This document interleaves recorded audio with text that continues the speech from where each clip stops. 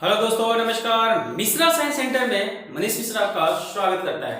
आज हम लोग देखने वाले हैं 12th केमिस्ट्री का अगला सीरीज, जो कि हम लोग प्रीवियस वीडियो में क्या देख लेंगे, तो मानक हाइड्रोजन इलेक्ट्रोड क्या होता है। तो मानक हाइड्रोजन इलेक्ट्रोड को आसानी से समझे थे, जिसमें हम लोग क्या किए थे कि एक ऐसा यंत्र बनाए थे जिसमें हम लोग को पता करना था कि ऑक्सीकरण जो होता है, अपचयन जो होता है, वो दोनों ही क्रिया सेल विभव को बताता है। दोनों के बीच के अंतर को हम लोग सेल विभव कहते हैं। अगर हमको ऑक्सीकरण का मान निकालना हो, अवकरण का मान निकालना, अपचयन का मान निकालना हो, पृथक मान को निकालना है, तो एक ऐसे हम लोग को मानक बनाना था, एक ऐसे यंत्र की जरूरत था जो कि पृथक मान को निकाल दे। उस आपका यंत्र को हम लोग क्या बोलेंगे, मानक हाइड्रोजन इलेक्ट्रोड, जिसको हम लोग आसानी से समझ गए थे। अब यहाँ पे अगला जो टॉपिक है हम लोग देखने वाले हैं, जो आपका SHE था, स्टैंडर्ड हाइड्रोजन इलेक्ट्रोड था, वो एनेट के रूप में कैसे काम करता है, SHE जो था वो कैथोड के रूप में कैसे काम करता है, दोनों का पृथक मान हम लोग कैसे निकालते हैं, इस चीज को हम लोग देखने वाले हैं। ठीक है, तो आपको पता है कि टॉपिक शुरू करने से पहले एक कोटेशन जो कि आपके लिए ही होता है, वो मजेदार, शानदार, फंटास्टिक आपका कोटेशन होता है, जो कि कोटेशन इस प्रकार है, आप सुनाओगे लाइव में। ठीक है, मत कर परवाह उनकी जो आज देते हैं ताना, मत कर परवाह उनकी जो आज देते हैं ताना, झुका देना सर उनके जब आएगा तेरा जमाना। जिसकी रगों में खून नहीं जुनून दौड़ता है, जिसके रगों में खून नहीं जुनून दौड़ता है, वो इंसान ही नामुमकिन लगने वाले सारे रिकॉर्ड को तोड़ता है। Thank you very much. अब हम लोग देखने वाले हैं SHE कैथोड के रूप में, SHE एनोड के रूप में कैसे हम लोग उपयोग करते हैं, कैसे इस चीज को समझते हैं। ठीक है, देखिएगा, मान लिया जाए कि आप जो है सेल विभव को आसानी से समझ गए। हम लोग को क्या देखना है कि जो हाइड्रोजन, मानक हाइड्रोजन इलेक्ट्रोड है, वो ऑक्सीकरण E-ऑक्स और E-रेड को पृथक मान को निकालने में यंत्र जो है काम करता है। ठीक है, अब यहाँ पे एनोड के रूप में कैसे होगा, कैथोड के रूप में क्या होगा। ठीक है, तो हम लोग जो है एक सेल लिए थे जिसमें हम लोग क्या किए थे, एक हाइड्रोजन एक आपका Zn का क्षण लिए थे, एक Cu का क्षण लिए थे, और इसमें आपको क्या करना है, SHE को रूप में देखना है। एक जो है एनोड के रूप में काम कर रहा था, एक कैथोड के रूप में काम करना है। एक आपका जिस चीज का रड लिए थे उसी के घोल में आप डाले थे। तो जो Zn का क्षण लिए थे, वो Zn का क्षण जो है आप Zn-4 के मीडियम में डाले थे। जैसे जैसे आपका घोल में गया, जाने के बाद Zn-4 टूट करके एनोड के रूप में काम करना, इलेक्ट्रॉन निकलना शुरू हुआ, और ये इलेक्ट्रॉन निकल करके कहाँ गया, कैथोड पे। कैथोड में क्या था, कॉपर का छड़ लगा हुआ था। कॉपर का छड़ जो CuSO4 में डाला गया था, वो इलेक्ट्रॉन, निकला हुआ इलेक्ट्रॉन को क्या किया, वो ग्रहण किया। ठीक है, समझ में आ रहा है। तो अब यहाँ पे क्या करना है कि हमको उसी का उपयोग करके, जो आप सेल बनाए थे, उसी का डेनियल सेल जो बनाए थे, उसी का उपयोग करके हम लोग SHE के रूप में एनोड कैसे काम करता है और कैथोड किस रूप में काम करता है। ठीक है, तो यहाँ पे हम लोग मान लेते हैं कि सबसे पहले हम लोग देखते हैं SHE एनोड के रूप में। किसमें देखते हैं, SHE एनोड के रूप में। तो आपको पता है कि मान लो कि ये Zn का छड़ था, ये आपका कॉपर का छड़ था। ठीक है, अब यहां से क्या करना है कि Zn के छड़ को हटा देना है।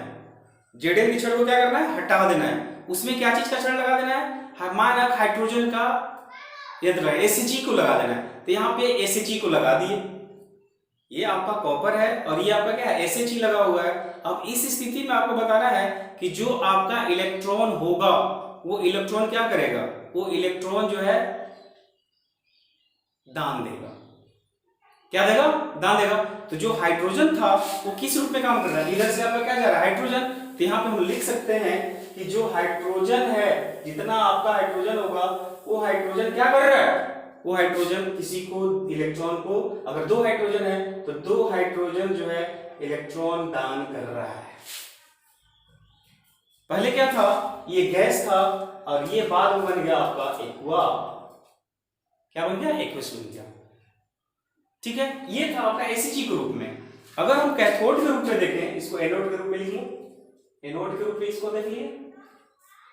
अब इसको हम लोग कैथोड रूप में देखते हैं, आसानी से समझिएगा ताकि ये टॉपिक आपको आसानी से समझ में आ जाएगा।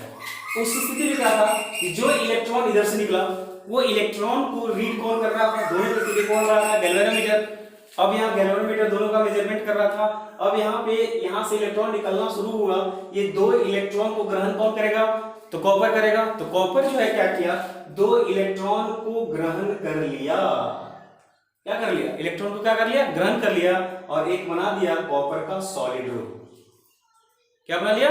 Solid group. तो इससे अंदाजा आप लगा सकते हो, इससे अंदाजा लगा सकते हो कि जो आपका ई सेल है, ई सेल है, वो ई सेल किसमें से होता है? तो ई कैथोड और ई एनोड के रूप में माइनस कर देते हैं। तो ये आपका कैथोड में से जब ई एनोड को माइनस कर दोगे तो आपका क्या होगा? अंतर पता चल गया। ई सेल यू तो यही बताता है। ठीक है, तो आपको पता होना चाहिए कि ई कैथोड माइनस ई एनोड, एनोड के रूप में कौन काम कर रहा है? एसिजी काम कर रहा है। तो आप जो है प्रीवियस वीडियो में देखे थे, पीछे प्रीवियस क्लास में पढ़े थे कि जो आपका एसएचई है, ये एसएचई का जो आपका विभव होता है वो क्या होता है? शून्य होता है। क्या होता है? शून्य होता है। तो एसएचई किस रूप में है? एनोड रूप में। तो ई कैथोड जो होगा, ई कैथोड जो होगा माइनस क्या हो जाएगा? ई एनोड, क्योंकि इसका विभव क्या होता है? शून्य होता है। तो यहाँ पे आप कह सकते हो कि जो ई सेल है, ई सेल है वो ई कैथोड के बराबर होता है। क्या होता है? बराबर होता है। तो यहाँ पे कौन सी क्रिया हुई? तो यहाँ पे अपचयन हुआ। तो ई सेल जो होगा वो किस रूप में होगा? ई अपचयन के रूप में होगा। समझ में आया? हम लोग क्या पढ़ते हैं? हम लोग को निकालना है, क्या निकालना था? तो हम लोग को निकालना था पृथक मान। किसका उपयोग करके? तो हम लोग एसिजी का उपयोग करके निकाल लिए। किसका? तो अपचयन का मान फाइनल निकल गया, ई सेल बराबर ई अपचयन। ठीक है, आई होप कि आप इस चीज को समझ गए। तो यहाँ पे आपको एसिजी, ये एसएचई जो है वो शून्य लेना होगा। ठीक है, प्रीवियस वीडियो में आपको समझ में आया होगा। तो ई रेड जो है ये अपचयन का काम करना शुरू हो गया। ये सेल क्या कर रहा है? अपचयन का काम शुरू कर दिया। कौन? एसएचई एनोड के रूप में।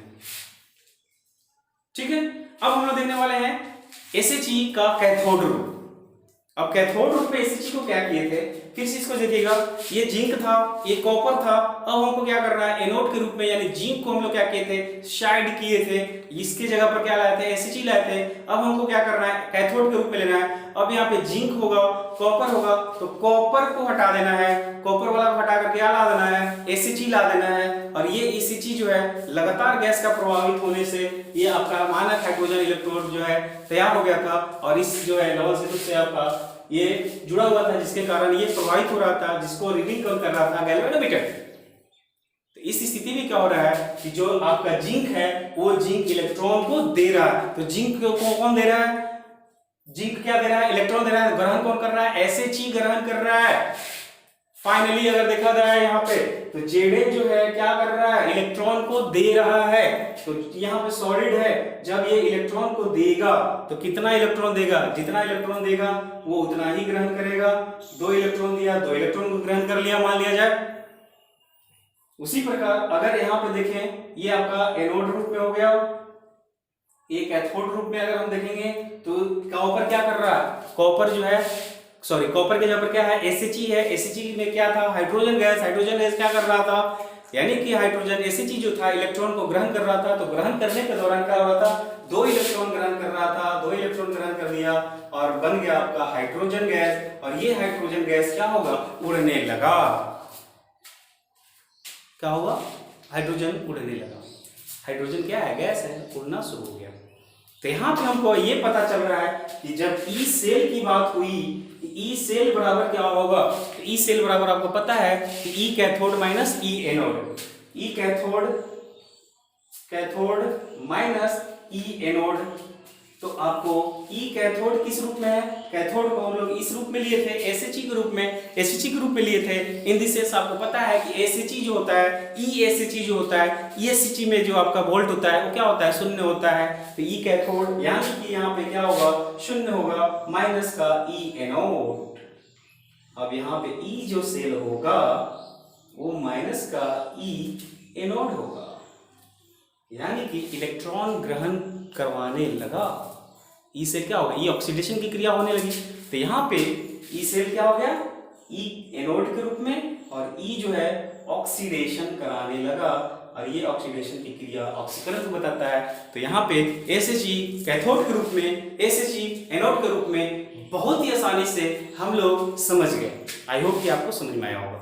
फिर से फिगर की ओर चलते हैं। देखिए क्या है, ये आपका एसएचई है, ये आपका कॉपर है, कॉपर से जुड़ा हुआ आपका छड़ है। अब ये कॉपर का छड़ एसएचई से जुड़ने के बाद अब यहाँ पे बताना है कि यहाँ इस क्रिया में के दौरान क्या हो रहा है, अपचयन हो रहा है, उपचयन हो रहा है। तो आपको देखने से जरूर मिल रहा है ये वाला टर्म आपका जीरो है, तो टर्म क्या दिख रहा है, ये वाला। तो ये वाला कैथोड, कैथोड में क्या होता है, अपचयन होता है। तो ई सेल क्या दिखाया, अपचयन को दिखा रहा है, ठीक है। तो ये था एसएचई एनोड के रूप में। अब यहाँ एसएचई कैथोड के रूप में हम देख रहे हैं, ये जिंक का छड़ है और ये आपका एसएचई है। तो जिंक का छड़ क्या करता है, इलेक्ट्रॉन का दान करता है। तो ग्रहण कौन कर रहा है, तो हाइड्रोजन एसएचई कर रहा है। तो यहाँ से इलेक्ट्रॉन जो जितना दिया वो इतना इलेक्ट्रॉन को ग्रहण किया, करने के बाद ई से जो होगा वो ई कैथोड माइनस ई एनोड होगा। ई कैथोड आपका क्या है, ई कैथोड आपका एसएचई है। एसएचई का जो विभव होता है, जो वोल्ट होता है, वो वोल्ट क्या होता है, जीरो होता है। तो उसके जगह पर हम लोग क्या लिख दिए, जीरो। और ई सेल किसके बराबर है, ई एनोड के बराबर। और ई एनोड क्या कर रहा है, ई का ऑक्सीडेशन कर रहा है। हुआ ना, समझ में आया ना, मक्खन हुआ ना टॉपिक। अगर ये टॉपिक समझ में आया तो अभी के अभी लाइक करो, कमेंट करो, और नए हैं तो सब्सक्राइब करो। नेक्स्ट वीडियो में हम लोग देखने वाले हैं आपका ननसर्ट समीकरण, वो क्या होता है वो देखेंगे। बट आपका ये टॉपिक मक्खन हुआ ना, ख से खलास, म से मक्खन, ख से खत्म। तो नेक्स्ट हम लोग वीडियो में देखने वाले हैं ननसर्ट समीकरण, जो कि बहुत ही ज्यादा इंपॉर्टेंट है। इसी का स्क्रीनशॉट कीजिएगा। हम लोग मिलते हैं नेक्स्ट वीडियो में। Thank you very much, thanks watching, धन्यवाद।